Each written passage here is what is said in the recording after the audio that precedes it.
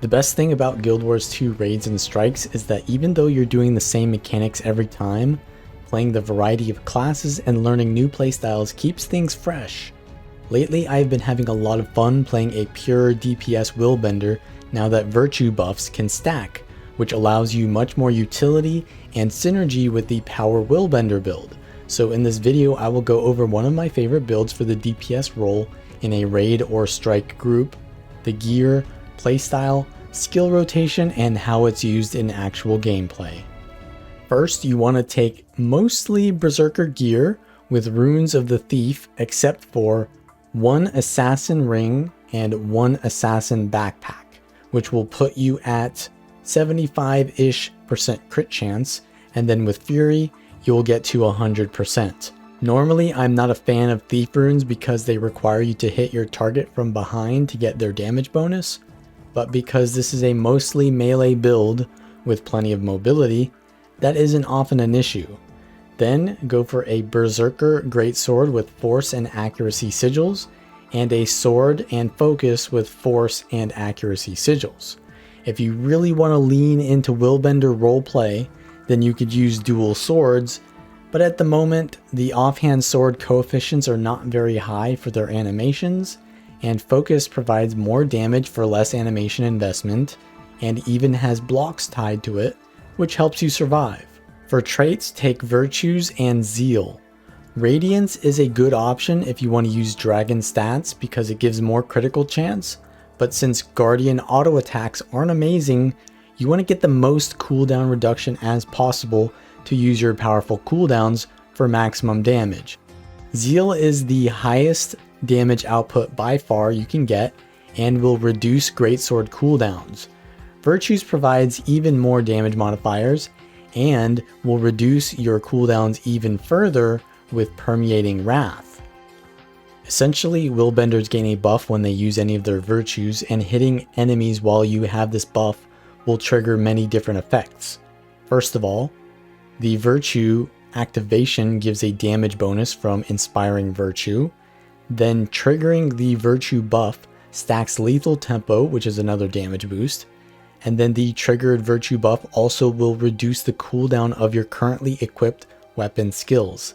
This means you always want to have a virtue activated, but also because Permeating Wrath makes your F1 virtue trigger faster, it means that you can get even more cooldown reduction to the point where you can keep repeating your heavy burst greatsword skills back to back.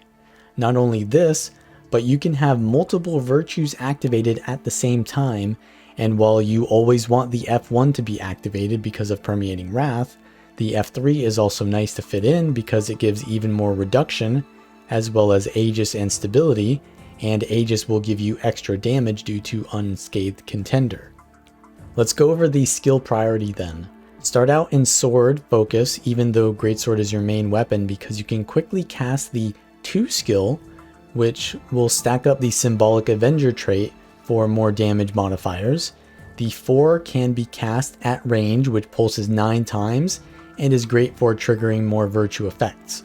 And the Focus 5 has no animation and will block 3 attacks, but will explode and deal decent damage if it does not block 3 attacks by the time it ends. Only use the 3 skill if you're staying in sword for a bit longer or you want some range damage, because while it does good damage, it takes some time to cast. Then you want to swap to your Greatsword. If your F1 is available, use that, but if the F1 isn't up yet and the virtue activation buff is about to run out, use your F3 for Aegis and to keep up damage modifiers for the big burst. Always use your Greatsword 4 and then 2 because the 4 has a longer cooldown than the 2, and it will get extra reduction from the many hits caused by the Whirling Wrath projectiles. Standing inside the hitbox of whatever you're hitting will also make sure that all of those projectiles land and give you extra reduction from extra hits on your virtue buffs. Standing this close will also remove some of the animation of your F1 and make sure you don't move while using it. It can often get you killed when you rush further than the target, but if you're already at the target, the rush never happens, only the uppercut. After finishing your Greatsword 4 and 2 combo, you want to start using other multi-hit skills to recharge your main combo. You can cast Greatsword 5 and 3 to get value on their cooldowns, but Sword of Justice and Purging Flames are your multi-hitters, which will recharge your main combo. So try to use them right after Greatsword 4 and 2 for faster bursts. Sword of Justice can be used at range, which is nice for filler when you can't hit the boss in melee range, and Purging Flames does still decent damage even though you're not a conditioned build. It is mainly useful for its low animation investment in comparison to the only other damaging skill. You can use either one though if you prefer the feel of Whirling Light. You only need to swap to Sword and Focus if you run out of charges for Sword of Justice and Purging Flames isn't ready when you finish your Greatsword combo, or if a mechanic doesn't allow you to melee the boss for a moment.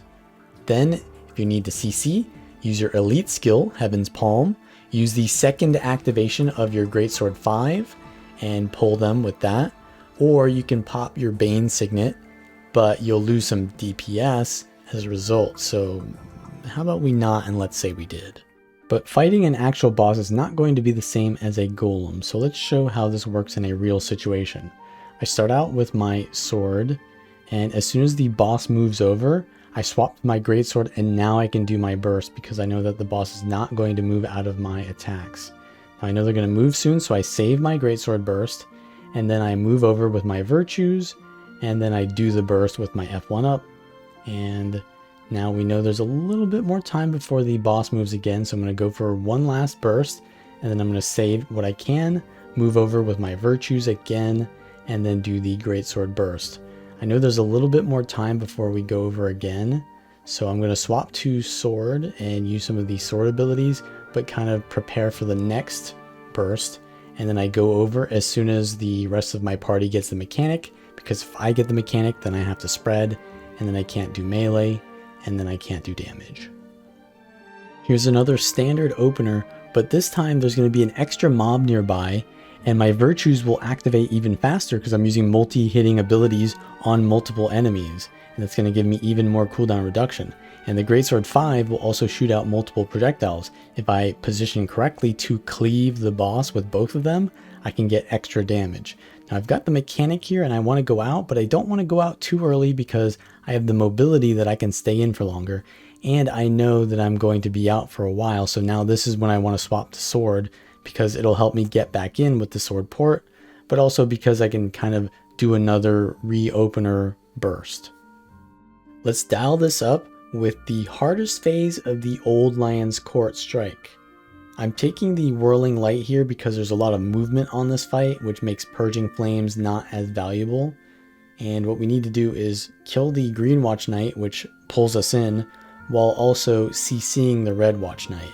So we're going to go in once it's safe to go in, use our F1, Greatsword 4 and 2 while we can, because we want to get value on our cooldowns while we go to Heaven's Palm, the Red Watch Knight.